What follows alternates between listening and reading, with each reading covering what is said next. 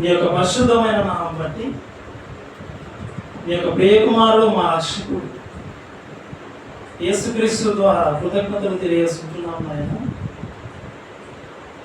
మీరు వ్రాయించిన జీవగ్రంథంలో నుండి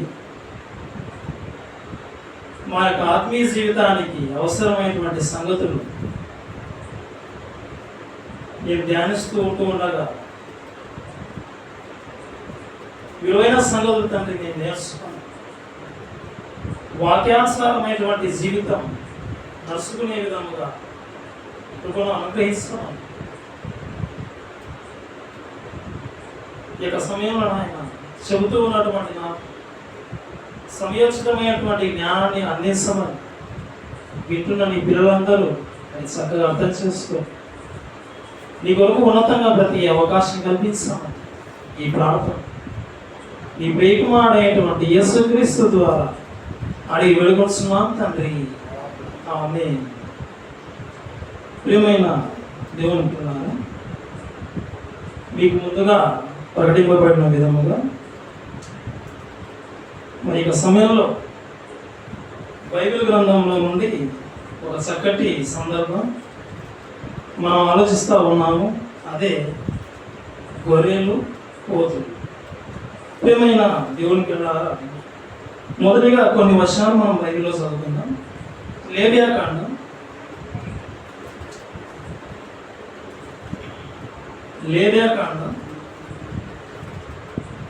14వ అధ్యాయం. లేవియాకాండం 14వ అధ్యాయం 10వ వచనం.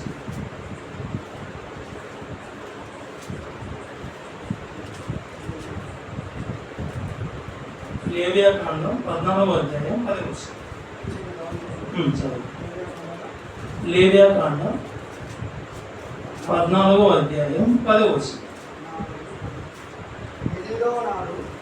8వ నాడు వాడు నిర్దోషమైన రెండు మగ గొర్రె పిల్లలను నిర్దోషమైన ఏడాది 6 గొర్రె పిల్లను నైవేద్యమునకై. ఇక్కడ ఈ వచనంలో మగ గొర్రె పిల్లలను 6 గొర్రె పిల్లలను అంటే మగవి ఆడవి. ఓకే, ఇక ఇదే లేవియాకాండం 4వ అధ్యాయం కదా. లేవియాకాండం 4వ అధ్యాయం 23వ వచనం. అతడు ఏ పాపము చేసి పాపి ఆయనో అది తనకు తెలియబడిన ఎడల అతడు నిర్దోషమైన మగ మేక పిల్లను తీసుకొని వచ్చి. ఈ వర్షంలో మనకు అవసరం వచ్చేది ఏంటంటే ఈ టైంలో మగ మేక పిల్ల 23వ వర్షంలో మగ మేక పిల్ల. ఓకే, ఇప్పుడు 5వ అధ్యాయం వద్దాం. 5వ అధ్యాయం పక్కనే ఉంటుంది. 5వ అధ్యాయం 6వ వచనం. తాను చేసిన పాప విషయమై యెహోవా సన్నిధికి మందలో నుండి 6 గొర్రె పిల్లనే గాని 6 మేక పిల్లనే గాని పాప పరిహారార్థ బలిగా అర్పింపవలెను. 14వ అధ్యాయం 10వ వచనంలో అక్కడ చదివాం గొర్రెలు మగవి ఆడవి. ఇక్కడ లేవియాకాండం 4వ అధ్యాయం 4వ అధ్యాయం కావచ్చు, 5వ అధ్యాయం కావచ్చు, ఇప్పటివరకు మనం చదివిన వచనాలలో మగ మేక పిల్ల ఉంది, ఆడు మేక పిల్ల ఉంది. అంటే గొర్రెలు ఉన్నాయి, మేకలు ఉన్నాయి. ఈ గొర్రెలలో మగవి ఉన్నాయి, ఆడవి ఉన్నాయి. ఈ మేకలలో మగవి ఆడవి మనకు కనపడతా ఉన్నాయి. ప్రియమైన దేవుని పిల్లలారా, దేవుడు వ్రాయించిన మాటల్లో మరి ఎన్నో సందర్భాల్లో దేవుడు మనకు వ్రాయించాడు బైబిల్. మనిషి గురించి ఆయా సందర్భాల్లో ఆయన మాట్లాడిన విషయాలను ఆలోచిస్తే ఒకనొక సందర్భంలో మనిషిని చెట్టుతో వచ్చాడు. ఎన్నో సందర్భాలు మనకు తెలుసు, ఎన్నో విషయాలు మనకు తెలుసు. ఉదాహరణకు ఇప్పుడే గొడ్డలి చెట్టు వేరులో ఉంచబడి ఉన్నది అనే పదం మనకు మత్తయి సువార్తలో కనబడుతుంది. ఇదిగో ఫలించకపోతే ఆ గొడ్డలతో నరికేస్తాననేది దేవుని యొక్క ఉద్దేశం. చెట్టు అది ఫలించకపోతే ఒక వ్యక్తి నరుకుతాడు.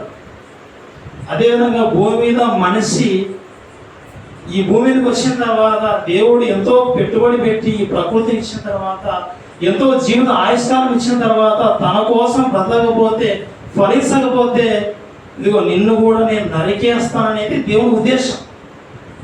అదేవిధంగా కీర్తన గ్రంథంలో కూడా చూస్తే యెహోవా ధర్మశాస్త్రం దివారాత్రం ధ్యానించువాడు ఆకువాడగా తన కాలమందు ఫలమిచ్చు చెట్టు వలె ఉంటాడని చెట్టుతో పోల్చాడు. దేవుడు చెట్టుతో పోల్చిన సందర్భాలు ఉన్నాయి. ఇక అదేవిధంగా దేవుడు వేటితో అంటే జంతువుతో పోల్చాడు. ఉదాహరణకు గొర్రెలు. ఒక వచనం చూసుకున్నాం, కీర్తన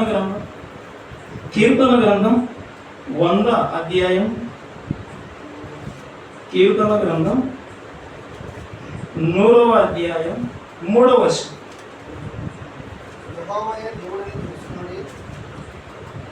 యెహోవాయే దేవుడని తెలుసుకొనుడి,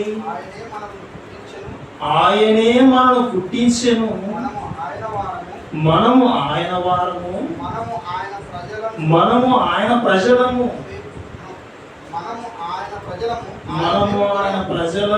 ఆయన మేపు గొర్రెలము. అంటే గొర్రెలు ఇక్కడ జంతువులు కనబడతా ఉన్నాయి. చెట్టుతో పోల్చాడు, ఇక్కడ జంతువుతో పోలుస్తున్నట్టు కనబడతా ఉంది. యేసుక్రీస్తు భూమి మీద వచ్చిన తర్వాత క్రొత్త నిబంధనలో ఆయన కూడా జంతువులతో వచ్చాడు. ఇదిగో నేను గొర్రెలకు మనిషి కాబట్టి, ఇదిగో మీరు గొర్రెలు. చెట్టుతో పోల్చాడు, జంతువులతో పోల్చాడు. ఇక అదే విధంగా కొన్ని ఉపమానాలు చెప్పినప్పుడు గింజలతో పోల్చాడు. గింజలు, ఇదిగో మనిషి విత్తనములు చెడ్డవి, ఇదిగో గోధుమలు, ఇదిగో గొనుగులు. ఇంకా అదే విధంగా ఉప్పుతో పోల్చాడు. పోయిన వారం చెప్పుకున్నాం, ఇదిగో మీరు లోకానికి ఉప్పై ఉన్నారు. ఇంకా అదేవిధంగా మీరు లోకానికి వెలుగై ఉన్నారు. అంటే ఆయా సందర్భాల్లో దేవుడు బోధ చేస్తూ ఎన్నో విషయాలతో మనం పోలుస్తూ మనకు బోధ చేస్తూ వచ్చాడు ఆయన. ఇంకొక సందర్భంలో ఆయన ఏమంటాడంటే, ఇదిగో నేను ద్రాక్షావళిని, ఇదిగో మీరు తీగలు. ఏమైనా దేవుని పిల్లవారా ఇలా పోల్స్తూ వచ్చాడు. అయితే ఈరోజు మన పాఠంలో ఇదిగో గొర్రెలు పోతులు, ఈ టైటిల్లో ఇదిగో గొర్రెలు ఎవరు, పోతులు ఎవరు.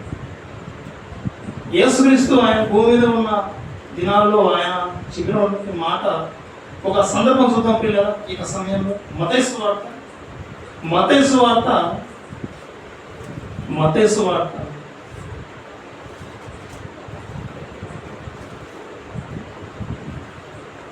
25వ అధ్యాయం.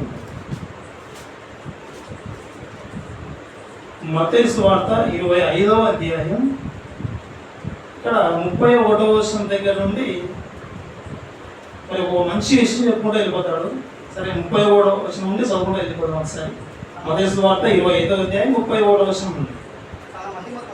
తన మహిమతో మనుష్య కుమారుడును ఆయనతో కూడా సమస్త దూతలను వచ్చినప్పుడు ఆయన తన మహిమగల సింహాసనం మీద ఆసీనుడై ఉండును.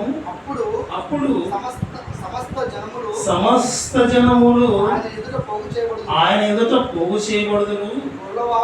గొల్లవాడు మేకలలో నుండి గొర్రెలను వేరుపరుచున్నట్లు ఆయన వేరుపరిచి తన కుడివైపున గొర్రెలను ఎడమ వైపున మేకలను నిలవబెట్టును. ఇక్కడ మనకు శరీరానికి భాగాలు చూస్తే యేసుక్రీస్తు ఆయన సింహాసనంలో కూర్చున్నాడని, సమస్త జనులు ఆయన ఎద్దకు పోగు చేయబడ్డారని, ఒక గొల్లవాడు ఇదిగో గొర్రెలను మేకలను ఎలా అయితే వేరు చేస్తాడో ఏర్పరిచినట్టుగా ఇక్కడ ఒక ఏర్పాటు అనేది జరుగుతున్నట్టుగా మనకు చెబుతా ఉన్నాడు. ఇదిగో గొల్లవాడు మేకలలో నుండి గొర్రెలను వేరుపరిచినట్లు ఆయన వారిని వేరుపరిచి, అంటే ఆయన ఎద్దకు ఆయన ముందర ఏ సమస్త జన సమూహం ఎవరైతే ఆ జనములు పోగు చేయబడ్డారో వారు అందరూ ఒక మందగా ఉంటే ఒక్కటిగా ఉంచకుండా, ఇదిగో గొల్లవాడు గొర్రెలను మేకలను విడగొట్టే విధంగా ఇదిగో ఈ సమస్త జనములను విడగొడతాడట. ఇదిగో కుడివైపున ఉన్నారు, కుడివైపున గొర్రెలను ఎడమ వైపున మేకలను నిలవబెట్టునని చెప్పారు. ప్రియమైన దేవుని పిల్లలారా, ఒకవైపు గొర్రెలు, ఒకవైపు మేక, ఒకవైపు ఒక మంద ఉంది, ఇంకొక వైపు ఇంకొక మంద ఉంది. అయితే ఈ కుడివైపు ఉన్నటువంటి ఈ గొర్రెల గురించి మనం క్రింది భాగంలో మొత్తం చదువుకుంటా వెళ్ళిపోతే మనకు కనపడే విషయం ఏంటంటే, ఆ కుడివైపున ఉన్నవారు ఎవరంటే ఇదిగో నీతిమంతులు. అప్పుడు రాజు ఒకసారి 34వ వచనం చదువుకుందాం. అప్పుడు రాజు తన కుడివైపున ఉన్న వారిని చూసి, తన కుడివైపున ఉన్న వారిని చూసి, నా తండ్రి చేత ఆశీర్వదింపబడిన నా తండ్రి చేత ఆశీర్వదింపబడిన వారులారా రండి, రండి, లోకం పుట్టినది లోకం పుట్టినది మొదలుకొని మీ కొరకు సిద్ధపరచబడిన రాజ్యమును స్వతంత్రించుకొనుడి. కుడివైపున ఉన్న వారికి ఆశీర్వాదం. ఇప్పుడు ఎడవైపు ఉన్న వారి యొక్క వారి పరిస్థితి ఎలా ఉందో చూద్దాం ఒకసారి. 41వ వచనం, 41వ వచనంలో ఎడవైపు ఉన్న వారి పరిస్థితి ఏంటి? అప్పుడు ఆయన ఎడవైపున ఉండు వారిని చూచి, శపింపబడిన వారులారా నన్ను విడిచి అపవాదికి వారి దూతలకు సిద్ధపరచబడిన నిత్యాగ్నిలోనికి పోవడి. కుడివైపున గొర్రెలు అన్నాడు, ఎడవైపున మేకలు అన్నాడు. ఈ గొర్రెలకైతే ఆశీర్వాదం, ఈ మేకలకైతే నిత్యాగ్ని దండన. వీళ్ళు శపింపబడిన వాళ్ళు. ఒకవైపున నీతిమంతులు, ఒకవైపున అనీతిమంతులు. మొత్తం జనసమూహాన్ని ఆయన విడగొట్టాడు. నీతిమంతులను అనీతిమంతులను వేరు చేశాడు. ప్రియమైన దేవుని పిల్లలారా, అయితే నీతిమంతులు వాళ్ళు ఏం చేశారో కొన్ని వచనం మనం చదువుకున్నాం. అక్కడ 35వ వచనం. భూమి మీద ఉండగా ఆ నీతిమంతులు ఏం చేశారు? ఆ గొర్రె మందలో ఉన్నాయి. అయితే వారు నీతిమంతులుగా ఉన్నారు, ఆశీర్వదింపబడిన వారుగా ఉన్నారు. అయితే వారు చేసినటువంటి పూర్వ కార్యక్రమాలు ఏంటి, ఎలా ఉన్నాయంటే ఒక్కసారి మనం చదువుకుందాం. 35వ వచనం. నేను ఆకలి కొంటిని, మీరు నాకు భోజనం పెట్టింది. అంటే ఆకలితో ఉన్న వారికి భోజనం పెట్టారు వీళ్ళు. నేను దప్పికొంటిని, నాకు దాహం ఇచ్చితిరి, పరదేశినై ఉంటిని, నన్ను చేర్చుకుంటిరి. దాహంతో ఉన్న వారికి నీళ్లు, దాహంతో ఉన్న వాళ్ళకు నీళ్ళు ఇవ్వడం జరిగింది. అదేవిధంగా పరదేశంలో ఎవరైనా మరి వచ్చిన వారు ఉంటే వాళ్ళని చేసుకోవడం జరిగింది. ఇంకా దిగంబరినై ఉంటుంది, వస్త్రాలు లేనప్పుడు బట్టలు ఇచ్చారట. రోగినై ఉంటిని, నన్ను చూడవచ్చితే, చెరసాలలో ఉంటిని, నా యొద్దకు వచ్చితిరని చెప్పును. ఆకలితో ఉన్న వారికి ఆహారం పెట్టారు, తప్పికతో ఉన్న వారికి నీళ్ళు ఇచ్చారు, రోగంతో ఉన్న వారి దగ్గరికి వెళ్ళిపోయి చూశారు, పరామర్శించారు, మందులు మెసేజ్ ఇచ్చారు, బాగు చేశారు. చెరసాలలో ఉన్న వారి దగ్గరికి వెళ్ళిపోయారు, విచారించారు. మొత్తానికి మేలు చేశారు వీళ్ళు. మేలు చేసిన వాళ్ళు నీతిమంతులుగా కనబడతా ఉన్నారు, కీడు చేసిన వాళ్ళు, సహాయపడని వాళ్ళు వీళ్ళు అనీతిమంతులుగా కనబడతా ఉన్నారు. నీతిమంతులు ఏమొచ్చిందంటే ఆశీర్వాదం, అనీతిమంతులు ఏమొచ్చిందంటే శాపం.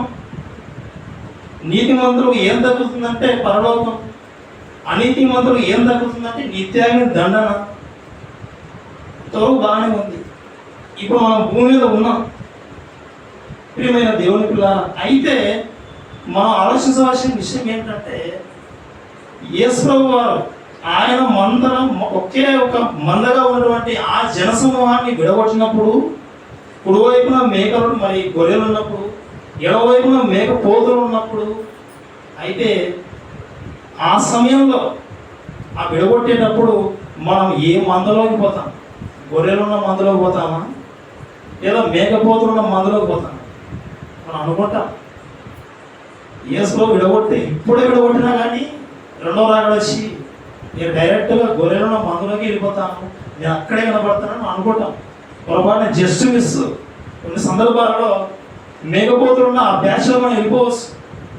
అందుకే ఈ యొక్క బైబిల్ పాఠాలు, బైబిల్ తరగతి ప్రియమైన దేవుని పిల్లలారా, మన యొక్క జీవితాలను మనం సరి చేసుకోవడానికి దేవుడు ఎన్నో సందర్భాలు, ఎన్నో పాఠాల ద్వారా మరి తన కొరకు బ్రతకాలనేదే దేవుని యొక్క ఆశతోనే ఎన్నో పాఠాలు ఎందరో దైవసేవ ద్వారా చెప్పిస్తూ ఉంటాడు. గొర్రెలు మేకలు, గొర్రెలున్న ఆ మందలో మనం ఉంటాము, మేకపోతులు ఉన్నటువంటి ఆ మందలో మనం ఉంటాం. మనం అనుకుంటాం నేను నీతిమంతుడిని, నేను ఆశీర్వదింపబడిన వాడని. ఏమైనా దేవుని పిల్లలారా, మన లోపాలు ఏమైనా ఉన్నట్లయితే ఒక్కసారి బైబిల్ అనే అద్దం ముందుకు వెళ్ళి నిలబడితే మనలో ఏమైనా లోపాలు కనబడితే అవి సరి చేసుకుంటాం. యేసు యొక్క రెండవ రాకడ జరగ ముందైనా లేదా మన యొక్క మరణానికి ముందైనా మనం సరి చేసుకోవచ్చు.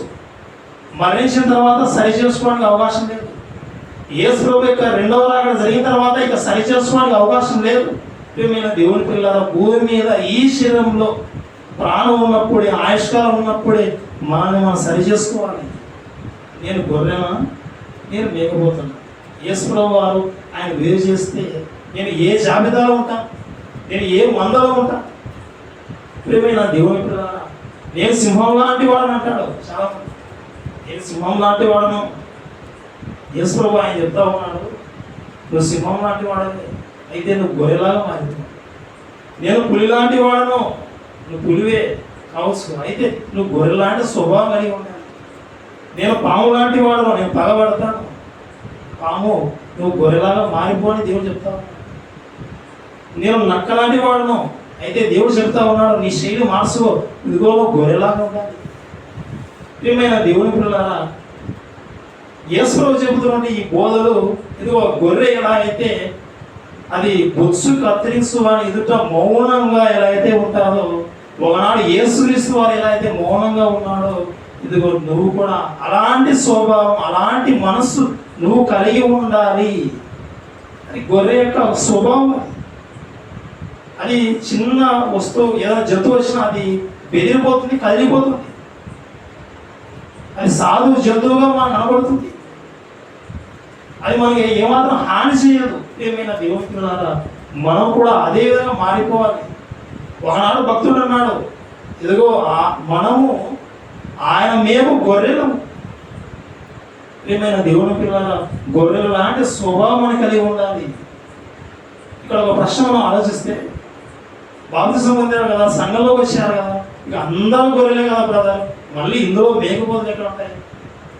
ఆయన మళ్ళీ వేరుపరిచిన తర్వాత ఆయన వేరుపరచడం ఏంటి? అసలు అలా ఉంటాయి, అలా మారిపోతాయి? ఏమైనా దేవుని పిల్లలారా, అలా మనం ఆలోచించుకుంటే బైబిల్లో కొన్ని విషయాలు మనం ఆలోచిద్దాం. ఈ విషయాలన్నీ విన్న తర్వాత ఏదో గొర్రెలలో పోతులు కూడా ఉంటాయనేది మనకు అర్థమవుతుంది. మరి మొదటిగా ఒక వచనం చూసుకున్న పిల్లలు, సామెతల గ్రంథం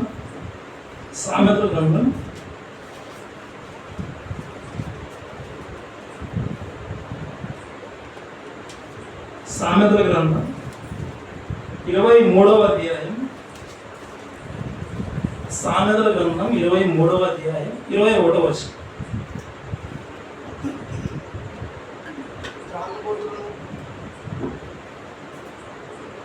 సామెతల గ్రంథం 23వ అధ్యాయం 21వ వచనం. త్రాగుబోతులను, తిండిబోతులను ఏమైపోతారు? త్రాగుబోతులు, తిండిబోతులు దరిద్రులగుదురు. ప్రియమైన దేవుని పిల్లలారా, ఇక్కడ మనం కొన్ని పదాలను గమనిస్తే, మొదటి పదం త్రాగుబోతులు. పోతు అనింది, కానీ దాన్ని విడగొట్టిన తర్వాత ఏమొస్తుందంటే పోతు. త్రాగుబోతులు అని చెప్తా ఉన్నాడు. సంఘములో ఉన్నటువంటి గొర్రెల మంద అని మనం అనుకుంటాం. ఉన్న మందలో పోతులు ఏమైనా ఉన్నాయా? ఒకసారి యేసుప్రభు వారు ఆయన తన వాక్యం చేత ఒకసారి వేరు చేస్తూ ఉన్నాడని ఇప్పుడే అనుకుందాం. తన మాట చేత ఇలా విడగొడతా ఉన్నాడు అనుకుందాం. అలా విడగొట్టినప్పుడు గొర్రెల మంద ఆ బ్యాచ్లో నేను ఉంటానా, లేదా మేకపోతుల మంద ఆ బ్యాచ్లో నేను ఉంటానా అనేది ఒకసారి మనం ఆలోచించుకోవాలి. ప్రియమైన దేవుని పిల్లలారా, ఇక్కడ చెప్పబడుతూ ఉన్నటువంటి మాట త్రాగుబోతులు అంటే పోతు, ఒక రకమైన పోతు, త్రాగుబోతు. ప్రియమైన దేవుని పిల్లలారా, ఇక్కడ దేవుడు త్రాగుబోతుల గురించి ఎన్నో విషయాలు చెప్పుడు వచ్చాడు. 29వ వచనం, 29వ వచనం. ఎవరికి శ్రమ, ఎవరికి ఎవరికి దుఃఖము, ఎవరికి జగడము, ఎవరికి చింత, అసలు ఎవరికి చింత ఉంటాయి, ఎవరికి హేతు లేని ఎవరికి హేతువు లేనంటే కారణమే లేకుండా గాయాలు తగ్గుతాయి, ఎవరికి మందదృష్టి, ఎవరికి మంద దృష్టి కనుదృష్టి వస్తుంది, ద్రాక్షారసము ద్రాక్షారసముతో పొద్దుపుచ్చువారికే కదా, వృద్ధు పుస్సువారికే కదా కలిపిన ద్రాక్షారసం అనగా మద్యము రుచి చూడ చేరువారికే కదా. ద్రాక్షారసం మిగిలి ఎర్రబడదు.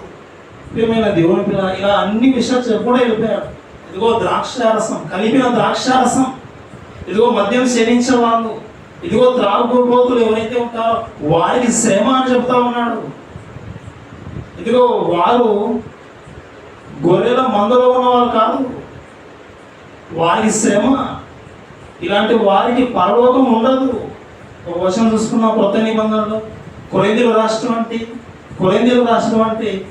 మొదటి పత్రిక, కొరింథీయులకు రాసినటువంటి మొదటి పత్రిక 6వ అధ్యాయం 10వ వచనం. కొరింథీయులకు రాసినటువంటి మొదటి పత్రిక 6వ అధ్యాయం 10వ వచనం. దొంగలైనను, లోభులైనను, త్రాగుబోతులైనను, అది ఒకసారి, దొంగలైనను, లోభులైనను, త్రాగుబోతులైనను, ఈ పోతు త్రాగేది,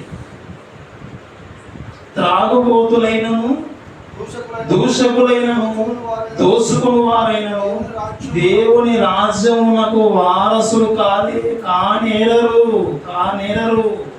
త్రాగితే తప్పేంటి బ్రదర్? తప్పేం లేదు. త్రాగితే దేవుని రాజ్యానికి వారసులుగా కాకుండా పోతావు.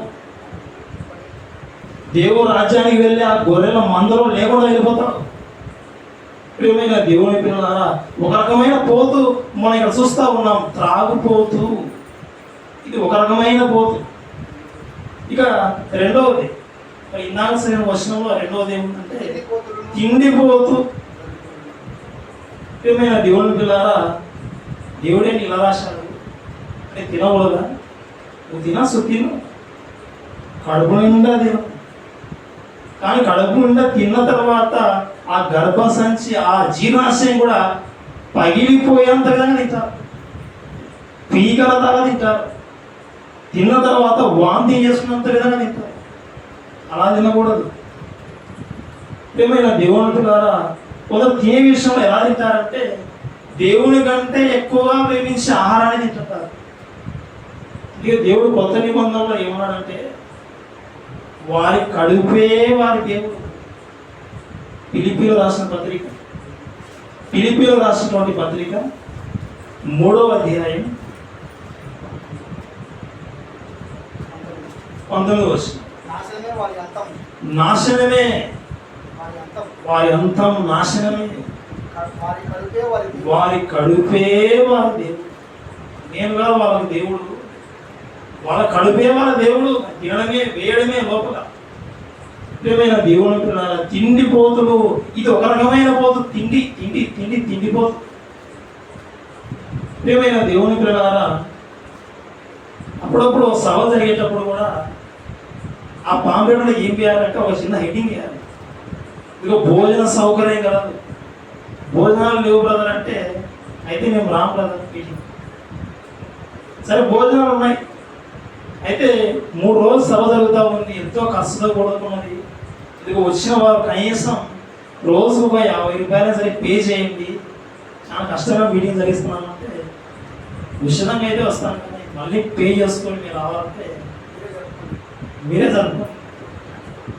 ఏమైనా దేవుని పిల్లారా, తినేవాళ్ళు ఉంటారు, ఓకే, బాగా తినేవాళ్ళు మంచిదే, మనం వద్దామని తినొచ్చు, పెట్టచ్చు. కానీ ఎలా తింటారంటే దేవుని మీద ప్రేమ ఉండదు. ఎక్కడ భోజనం పెడతా ఉన్నారు, ఇదిగో ఏ చర్చిలో క్లాస్ పెడతా ఉంది, ఎక్కడ భోజనాలు పెడతారు, డేట్లు, ఇదిగో ఈరోజు ఇక్కడికి, ఆ రోజు అక్కడికి. ప్రియమైన దేవుని పిల్ల ఇలా తిండిపోతులుగా ఉంటే, దేవుని ప్రేమించకపోతే, దేవుని కంటే ఎక్కువగా తమ కడుపునే ప్రేమించుకుంటే, తిండిపోతుగా ఉంటే సంఘములో అది గొర్రె కాదు, పోతు. ఈ పోతు ఏమైపోతా అంటే దరిద్రులుగా అయిపోతాడు. భూమి రోజు తినడమే, సంపాదించేది 200 పెట్టే ఖర్చు పోతాడు. ఇక్కడ దరిద్రుడు అయిపోతాడు. దేవుని రాజ్యానికి దూరం అయిపోయి నిత్యాన్ని ధనానికి వెళ్ళిపోయి అక్కడ కూడా ఖాళీ నిత్యాన్ని ధనానికి వెళ్ళిపోతాడు. మొత్తానికి దరిద్రుడు అయిపోతాడు. ప్రియమైన దేవుని పిల్లారా, త్రాగుపోతూ ఈ పోతూ పరలోకం ఉండదు, తిండిపోతూ ఈ పోతూ పరలోకం ఉండదు. ఇంకొకటి చూసుకున్నాం, ఇర్మియా గ్రంథం 48వ అధ్యాయం. ఇర్మియా గ్రంథం 48వ అధ్యాయం 29వ వచనం. ఇర్మియా గ్రంథం 48వ అధ్యాయం 29వ వచనం. మోయాబీయుల గర్వమును గూర్చి వింటిని, వారు బహు గర్వపోతులు. ఈ పోతులు ఎలాంటి పోతులు అంటే గర్వం. ఇది ఒక రకమైన పోతు. మనం గొర్రెలు మేకపోతులు వేరు చేశాడు అంతవరకు అనుకున్నాం. ఆ లోతులోకి వెళ్ళిపోతా ఉంటే ఇదిగో మోయాబీల గురించి ఆ రోజు దేవుడు చూసినప్పుడు, స్కానింగ్ చేసినప్పుడు వారి జీవితాలు ఎలా ఉన్నాయంటే 48వ అధ్యాయం 29వ వచనం మనం చదువుతున్న భాగం. మోయాబీయులు వాళ్ళు ఎలాంటి వారంటే బహు గర్వపోతులు. గర్వపోతులు ఈ పోతు. ముఖ్యమైన దేవుని పిల్లారా, సామెత గ్రంథంలో ఒక మాట ఉంది, నాశనానికి ముందు ఏం నడుస్తుంది? వర్షం పడడానికి ముందు మేఘాలు వస్తాయి. ఒకసారి సూచన. పప్పు ఉడుకుతుందని అనడానికి ముందు సిగ్నల్స్ వస్తూ ఉంటాయి, విజిల్స్. ఇప్పుడు ఎవరైనా నాశనం అయ్యేటప్పుడు కొన్ని సూచనలు వస్తాయి. ముందు నాశనానికి ముందు గర్వం నడుచును. గర్వపడుతున్నామంటే మనం ఒకవేళ గర్వపోతులుగా ఉంటే మనం నాశనం తటస్థిస్తుంది, నాశనం తటస్థించును. ఏమైనా దేవుని పిల్లారా, బైబిల్ చదివే వాళ్ళే, వాక్యం చదివే వాళ్ళే, దేవుని ప్రేమించే వాళ్ళు అని చెప్పుకుంటున్న వాళ్ళే తమతో ఉన్న వారితో, తమ బంధువులు కావచ్చు, ఆత్మీయత కావచ్చు, కొన్ని సందర్భాల్లో మాట్లాడతారు. నువ్వెంత, నీ బ్రతికి ఎంత, నీ స్థాయి ఏంటి, నా స్థాయి ఏంటి, నీ ధనం ఎంత, నా ధనం ఎంత, నీ అందం ఎంత, నా అందం ఎంత, ఇలా మాట్లాడతారు. గర్వంతో మాట్లాడతారు. అసలు నువ్వు నా అందరూ వెంటుకతో సమానం రా. ఇలా గర్వపడే వాళ్ళ యొక్క పరిస్థితి ఎలా ఉంటుందంటే ఇదిగో నాశనం. సంఘంలో ఇలా వాక్యం చదివే వాళ్ళు గర్వంతో ఉంటే, గర్వపోతుగా ఉంటే ఈ పోతుకు పరలోకంలోకి అవకాశం లేదు. ప్రేమైన దేవుని పిల్లారా, త్రాగుపోతు ఒక రకమైన పోతు చూసి, తిండిపోతు ఒక రకమైన పోతు చూసి, తర్వాత గర్వపోతు. ఈ గర్వం ఇంకోటి చూద్దాం పిల్లలు. కొరింథీయులకు రాష్ట్రం అంటే మొదటి పత్రిక 5వ అధ్యాయం. కొరింథీయులకు రాష్ట్రం అంటే మొదటి పత్రిక 5వ అధ్యాయం 11వ వచనం. 5వ అధ్యాయం 11వ వచనం. ఇప్పుడైతే సహోదరుడనబడిన వాడెవడైనాను జారుడు గాని, లోభి గాని, విగ్రహారాధికుడు గాని, తిట్టుబోతు. ఈ పోతే ఏం పోతు? తిట్టుబోతు. పోతని పదం ఉంది, దాన్ని విడగొడితే పోతు. తిట్టుబోతు ఈ పోతు. ఇది తిట్టేది. ప్రియమైన దేవుని పిల్లారా, బైబిల్ చదివే వాళ్ళు, వాక్యాన్ని చదివే వాళ్ళు, ప్రార్థన చేసే వాళ్ళు, ఉన్నతంగా వాక్యం చెప్పే వాళ్ళుగా ప్రపంచంలో ఉన్నటువంటి క్రైస్తవులు ఎవరైతే ఉంటారో వాళ్ళందరికీ దేవుడు చెబుతూ ఉన్నటువంటి మాట, వాళ్ళందరికీ మొత్తం అందరికీ ఓవరాల్గా ఏం చెప్తున్నాడంటే ఇలా సహోదరుడు అనబడిన వాడు ఎవడైనా జారుడుగా కానీ, లోబిగా కానీ, విగ్రహారాధికుడు కానీ, తిట్టుబోతు కానీ, త్రాగుబోతు కానీ, ఇలా దోసుకునేవాడు కానీ ఒకవేళ అయితే అలాంటి వాడితో నువ్వు సాంగత్యం చేయకూడదు, ఫ్రెండ్షిప్ చేయకూడదు, నువ్వు భోజనం కూడా చేయకూడదు.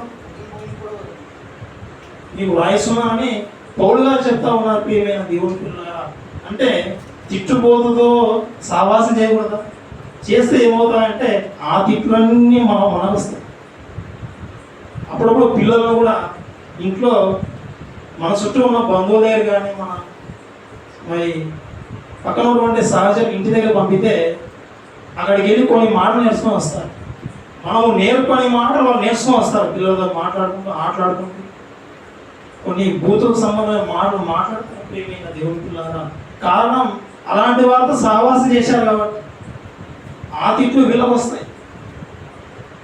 దేవుడు ఎన్నో సందర్భాల్లో చెప్పాడు, ఇదిగో మీ నోట భూతులైనను సరసోక్తులైనను ఇవి రాకూడదు, ఇవి మీకు తగ్గదు అన్నాడు. తిట్టుపోతూ కూడా పరలోకం లేదు, ఇక త్రాగలేదు, తినలేదు, ఎవరిని అన్యాయం చేయలేదు, ఇక తిట్టాను ఓన్లీ. తిట్టే కూడా దేవుని నచ్చదు. అలాంటి వారితో మీరు సహవాసం చేయకూడదని పౌలు గారు తన పత్రికలో రాస్తున్నాడు. ప్రియమైన దేవుని పిల్లల తిట్టుపోతూ కూడా పరలోకం ఉండదు. ఈ తిట్టుబోతుతో ఉన్న గుణాలు మనలో ఎవరైనా మనం ఉంటే మనం గొర్రెల మందలో ఉండకుండా ఆ వైపు వెళ్ళిపోతాం. యేసుక్రీస్తు వేరు చేసినప్పుడు మనం ఆ మందలోకి వెళ్ళిపోతాం. ప్రియమైన దేవుని పిల్లలు అలా ఉంటే, అనీతిమంతులుగా ఉంటే మనం శపించబడిన వారంగా మనం ఉండిపోతాం. ఈ విషయాలన్నీ మనం వినేటప్పుడు, ఆలోచించేటప్పుడు మనకి హృదయాలను మార్పు చేసుకోవాలి. ప్రియమైన దేవుని పిల్లల ఇక ఇంకొక విషయం చూసుకున్నాం, ఇంకొక సందర్భం గురించి. యోనా గ్రంథం 1వ అధ్యాయం. యోనా గ్రంథం 1వ అధ్యాయం.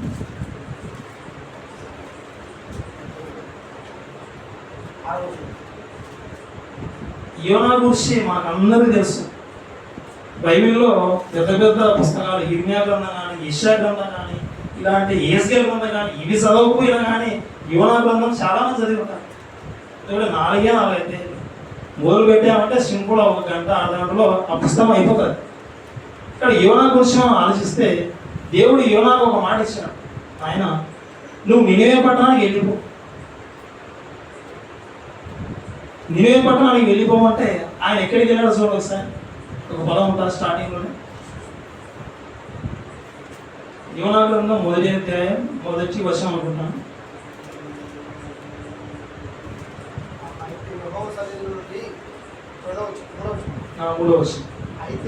అయితే యెహోవా సన్నిధిలో నుండి తర్షీసు పట్టణముకు పారిపోవాలని యోనా యొప్పేకు పోయి తర్షీసునకు పోవు ఒక ఓడను చూసి ప్రయాణమునకు కేవు ఇచ్చి యెహోవా సన్నిధిలో నిలువక ఓడ వారితో కూడి తర్షీసునకు పోవడం ఓడ ఎక్కాను.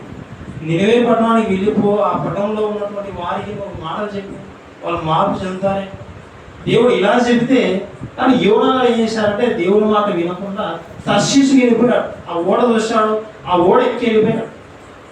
ఇలా వెళ్ళే సందర్భంలో ఏం జరిగింది? 6వ వచనం ఒకసారి 4వ వచనం. 4వ వచనం ఓడ ఎక్కి వెళ్ళిపోయేటప్పుడు అప్పుడు యెహోవా సముద్రం మీద పెద్ద గాలి పుట్టింపగా దేవుడు సముద్రం మీద గాలి పుట్టించాడు. దేవుని మాట వినకుండా అవిధేయుడుగా మారిపోయి చెప్పిన ప్లేస్కి వెళ్ళకుండా వేరొక ప్లేస్కి వెళ్ళిపోతా ఉన్నప్పుడు యోనా ఏ ఓడలో ఎక్కాడో ఆ ఓడ ఉన్న ఆ ప్రాంతంలో అక్కడ ఉన్నటువంటి ఆ సముద్రం మీద పెద్ద గాలి పుట్టించాడు. సముద్రం గొప్ప తుఫాను దేవుడు రేకెత్తించాడు. ఓడ బద్దలైపోయే పరిస్థితి వచ్చింది. ఆ రోజు దేవుని మాటకు అవిధేయుడుగా ఉన్నప్పుడు యోనా ఉన్న ఓడ ప్రకంపనం, అక్కడ సముద్రం మీద అలసడి. ఏమైనా దేవుని పిల్లల దేవునికి అవిధేయులుగా ఉంటే మనం ఉంటే మన కుటుంబంలో కూడా మన జీవితాలు కూడా అలసడి జరుగుతుంది. ఏమైనా దేవుని పిల్లల ఇక్కడ యోనా గారు చూస్తే దేవునికి అవిధేయుడిగా వెళ్ళిపోతా ఉన్నాడు. ఓడలో ప్రయాణం చేస్తా వెళ్ళిపోతా ఉన్నాడు తర్షీసు. ఆ ప్రయాణం జరుగుతూ ఉంది. ఓడ సముద్రం మీద తుఫాను లేగింది. ఆ టయానికి యోనా గారు ఏం చేస్తున్నారంటే ఆయన నిద్రపోతా ఉన్నాడు. 6వ వచనం చదువుకున్నాం ఒకసారి. ఓడ నాయకుడు అతని యుద్ధకు వచ్చి ఓయి నిద్రపోతా నీకేం వచ్చినది, లేచి నీ దేవుని ప్రార్థించము. ఇంత ప్రకంపన జరుగుతూ ఉంది. మేము మా దేవులకు ప్రార్థన చేసుకుంటా ఉన్నాము, కానీ ఆగలేదు. నువ్వేదో ఇక్కడ ఉన్నావు, నిద్రపోతున్నావు. ఇంతగా ఓడ కదులుతూ ఉంది. ఇంత పెను ప్రకంపన, సముద్రం ఇంత అలజడి జరుగుతూ ఉంది.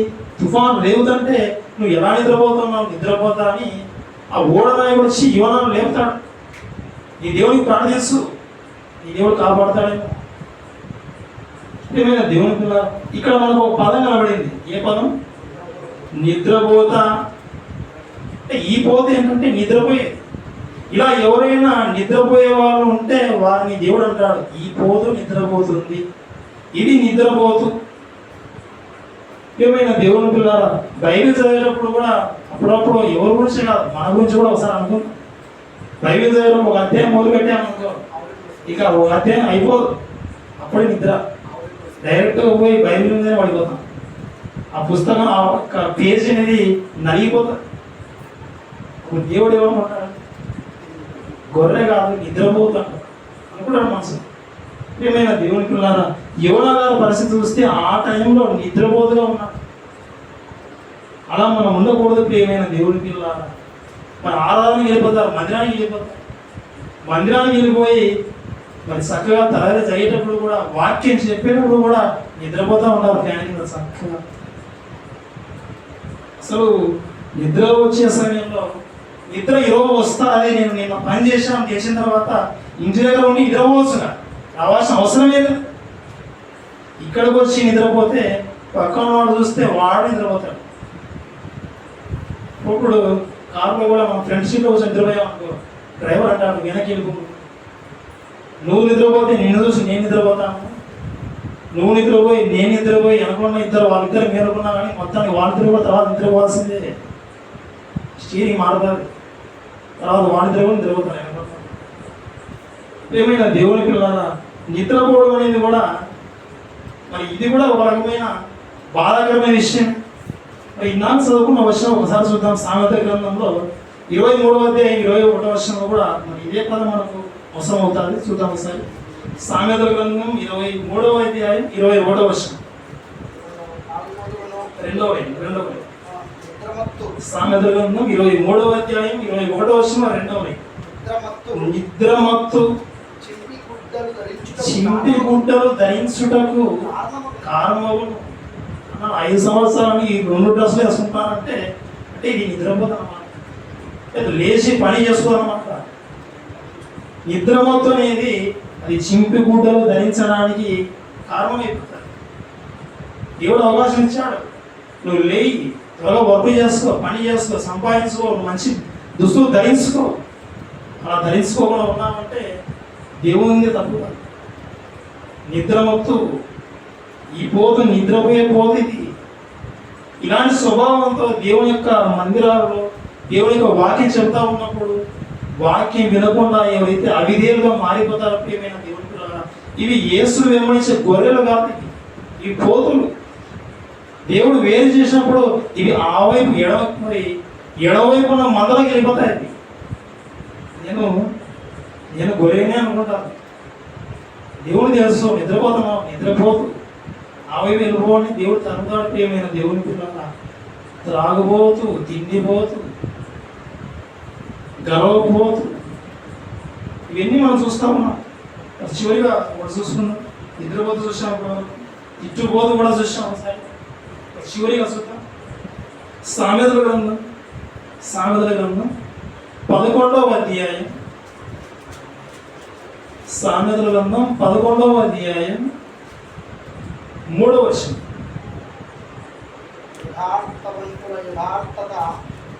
సామెతల గ్రంథం 11వ అధ్యాయం 13 చదువుకున్నాం, క్షమించండి, 13వ వచనం.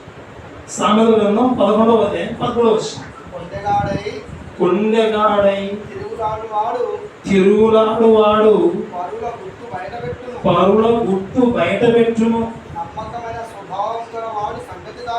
నమ్మకమైన స్వభావం గలవాడు సంగతి దాసును. ప్రియమైన దేవుని పిల్లలారా, కొండగానే తిరుగులాడవాడు కొండెములు చెబుతా ఉంటారు. ఇలా ఎవరైనా కొండగాడే ఒకవేళ తిరుగుతూ ఉంటే మరి ఇతని గురించి కూడా మనం అనుకోవచ్చు. ఏమనుకోవచ్చు? ఇప్పుడు ఈ వ్యక్తి ఎలాంటి వాడు? తిరుగుబోతు. ఆ పదం అక్కడ లేదు కానీ మనం అనుకోవచ్చు, అనుకోవద్దా? తిరుగుబోతుంది. ఈ పోతు తిరిగేది ఎందుకు తిరుగుతుంది? ఇదిగో పరుల గుట్టు బయట పెట్టును.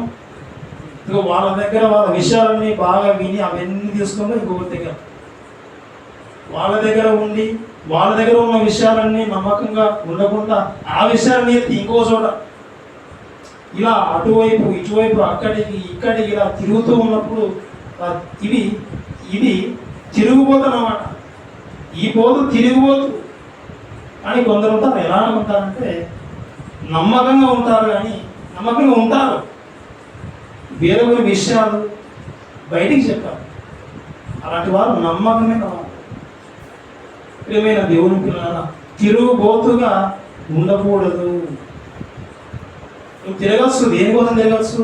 వాక్యం చెప్పడానికి, ప్రార్థనా మందిరానికి రావడానికి, నీ ఇంటి దగ్గర ఉండి ప్రార్థన మందిరం దగ్గర ఉండి ఇంటికి సభలకు అటు ఇటు తిరగచ్చు. కానీ కొన్ని ఊళ్ళు చెప్పడానికి, నాశనం చేయడానికి, నరహత్య చేయడానికి పరిగెత్తకూడదు. ప్రియమైన దేవుని పిల్లలు, అలా ఉంటే ఈ తిరిగిపోతని, ఈ పోతు పనికిరాలని దేవుడు గొర్రెల్లోని వేరు చేస్తాడు. అదే మనం ప్రారంభంలో చదువుకున్నాం. మనుష్య కుమారుడు ఆయన ఎదుట పోగు చేయబడినటువంటి సమస్త జనములను కొల్లవాడు వేరు చేసినట్టుగా వేరు చేయను. ఇప్పుడు వైపున గొర్రెలు, ఇటు వైపున మేకపోతుంది. మనం సంఘంలో ఉన్నటువంటి మన గొర్రెలుగా అనుకుంటాం. ఇదిగో యెహోవా నా కాపరి, ఇదిగో నేను ఆయన మేము గొర్రెలను అనుకుంటాం. కానీ ఇలాంటి స్వభావాలు ఉంటే త్రాగుబోతుగా, తిండిపోతుగా, తిట్టుబోతుగా, వదులుబోతుగా, ఇప్పుడు వలసైన విషయాలన్నీ ఇలా మనం ఉంటే అసలు ఆ బ్యాచ్లో ఉండకుండా ఒకవైపు వెళ్ళిపోతాం. దేవుడు వేరు చేసిన తర్వాత నేను రానున్నా కానీ లాగే అవలేసాను. నేను రాను, నేను అవైపు వెళ్ళను, అక్కడ ఉన్న వాళ్ళంతా నరకానికి వెళ్ళిపోతారు, నేను ఇక్కడికి గొర్రెల దగ్గర ఉంటానంటే కుదరదు. భూమి మీద ఉన్నటువంటి ఆయుష్కాలంలో ఉన్న కాలం అంతా భూమి మీద ఉన్నటువంటి ఈ శరీరంలో అప్పుడే మారాలి. ఆ వైపు నుండి ఈ వైపు రావాలి. కన్ను మూసిన తర్వాత నేను ఈ వైపు వస్తానని కుదరదు. ప్రియమైన దేవుని పిల్లల, బైబిల్లో ధనవంతుల పరిస్థితి అదే. ఈ అగ్ని జ్వాలలో యాతన పడుతున్నాను, నేను వస్తానన్నాడు.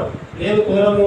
అక్కడ ఉన్న వాళ్ళు ఇక్కడికి, ఇక్కడ ఉన్న వాళ్ళు అక్కడికి రాకుండా మరి రావడానికి అవకాశం లేదని ఒక విషయం చూస్తున్నాం. చివరిగా సందర్భం వచ్చింది కాబట్టి లూకాసు వార్త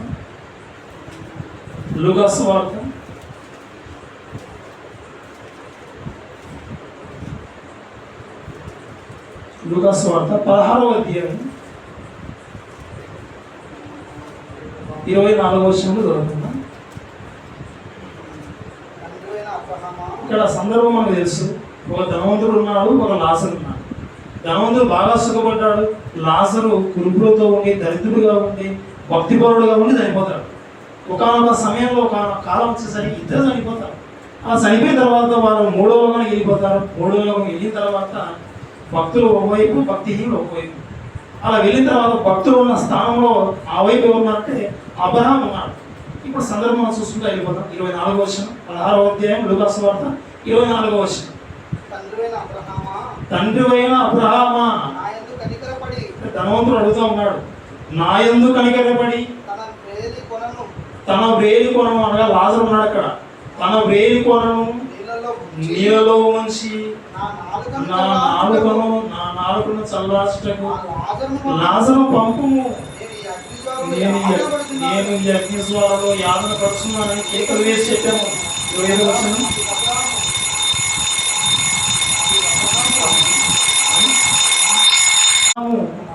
కుమారుడా, నీవు నీ జీవిత కాలమందు నీకు ఇష్టమైనట్టు సుఖము అనుభవించింది, అలాగునని లాజరు కష్టం అనుభవించనని జ్ఞాపకం చేసుకోవడము. ఇక్కడ నుండి చదువుదాం 25వ వచనంలో మధ్యలోని 4వ లైన్ చివరిలో. ఇప్పుడైతే వాడు ఇక్కడ ఈ లాజరు నెమ్మది పొందుతున్నాడు, నువ్వైతే అక్కడ యాతన పడుతున్నావు. 26వ వచనం, అంతేగాక ఇక్కడ నుండి మీ యొద్దకు దాటగోరు వారు ఇక్కడ నుండి పోజాలకుండానట్లు అక్కడి వారు మా యొద్దకు దాటి రాజాలకుండానట్లు మాకు నీకును మధ్య మహా అగాధం ఉంచబడి ఉన్నదని చెప్పాను. ప్రియమైన దేవుని పిల్లలారా, దేవుడు వేరు చేసిన తర్వాత ఈ వైపుని ఆ వైపు చెంపు, ఆ వైపుని ఈ వైపు చెంపు అవ్వాలని కుదరదు. ఈరోజు పార్టీలో నాయకులు ముడుపులు అందితే సపోర్టింగ్ ఉంటే అక్కడే బాగుంటాడు. పొరపాటు తేడా జరిగింది అనుకో, మాట వినకపోతే రాత్రికి పార్టీ మారింటారు. ఆ పార్టీలో ఈ పార్టీకి చెప్పు, ఈ పార్టీలో ఆ పార్టీలో చెప్పు. ప్రియమైన దేవుడు పిల్లారా, అయితే మనిషి యొక్క జీవితకాలం ముగిసిన తర్వాత, దేవుడు నిర్ణయించిన తర్వాత నీతిమంతులు ఒకవైపు వెళ్ళిపోతారు, అనీతిమంతులు ఒకవైపు వెళ్ళిపోతారు. నీతిమంతుల స్థానంలో ఉన్న వాళ్ళు క్షేమంతో ఉంటారు కాబట్టి వాళ్ళు అడగరు, పర్మిషన్ అడగరు, మేము వాళ్ళ వైపు వెళ్ళిపోతాం, ఆ సైడ్ వెళ్తాం అన్నారు. ఎవరైతే అనీతిమంతులుగా బ్రతికి చెప్పిపోయినవారు కాబట్టి శిక్షలోకి వెళ్ళిపోతారో ఆ బాధలో ఉన్న వాళ్ళు అడుగుతారు, ప్రియమైన దేవుడు ఇదిగో ఈ బాధలో ఉన్నాం, ఆ వైపు వచ్చేస్తామంటారు. కానీ రావడానికి కుదరదని మరి ఒక చక్కటి సందర్భం చదువు.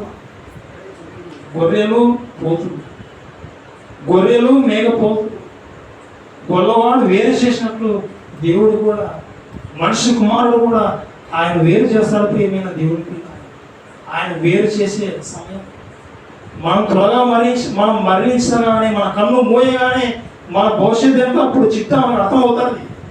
చనిపోయే సమయానికి, కన్ను మూసే సమయానికి గొర్రెలాగా సాధు స్వభావంతో బ్రతికామా, తిండిపోతుగా, గర్వపోతుగా, తిట్టుపోతుగా, ఇలా పోతుగా బ్రతికామా అనేది ఆ చివరి క్షణంలో మన గురించి తేలిపోతాం.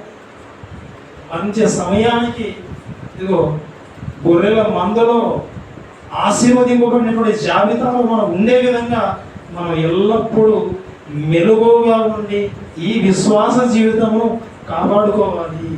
లేక మాటలు ఇలాంటి మీరందరూ మరి దేవుడు వేరు చేసిన తర్వాత గొర్రెలు ఉన్నటువంటి ఆ మందలో ఉండే విధంగా మిమ్మల్ని మీరు ఎల్లప్పుడూ సరి చేసుకుంటూ యేసు వైపు చూస్తూ మరి జీవితాలను నడుపుకోవాలని ఆశిస్తూ మరి ఈ మాట ముగిస్తా ఉన్న ప్రియమైన దేవునికుల చిన్న ప్రార్థన చేసుకుందాం.